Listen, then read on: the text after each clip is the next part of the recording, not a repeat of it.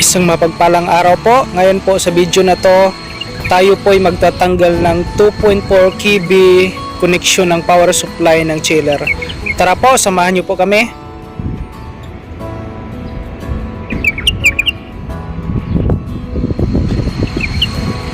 Tinatanggal po namin itong connection ng chiller unit na ito kasi ini-overhaul po nila yung chiller unit. At ang tatanggalin po natin dito is yung power supply na 2.4 kV. Ito makikita po natin yung wire niya, yung line 1, line 2 at saka line 3. Ngayon po tatanggalan po natin ng insulation para po matanggal yung connection.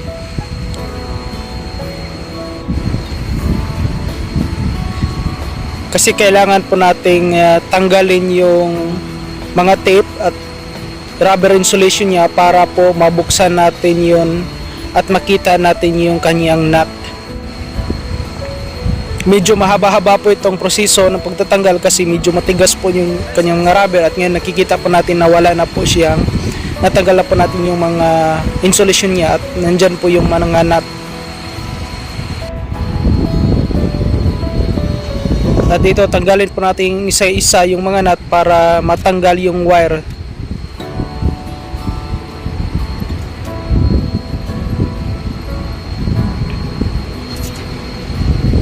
Yan po, tanggalin po natin pa isa-isa yung mga wire sa kanyang connection.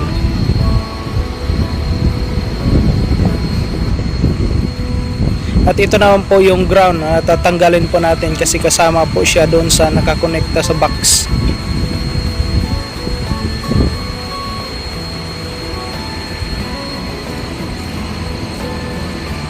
At dito naman po, tanggalin po natin gamit ang ratchet. Ito po yung bolt and nut na nakakonect po doon sa chiller unit para matanggal po natin yung box cover ng power supply ng 2.4 kV.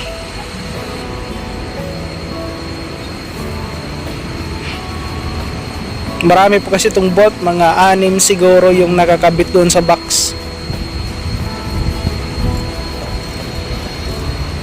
At saka yung ibang mga bolt nito matagal na rin hindi natanggal kaya medyo matigas. Yan po yung kanyang connection na tanggal na po natin at nakasiparate na po yung cover sa box. Yun lang po. Maraming sa panood. God bless po sa lahat.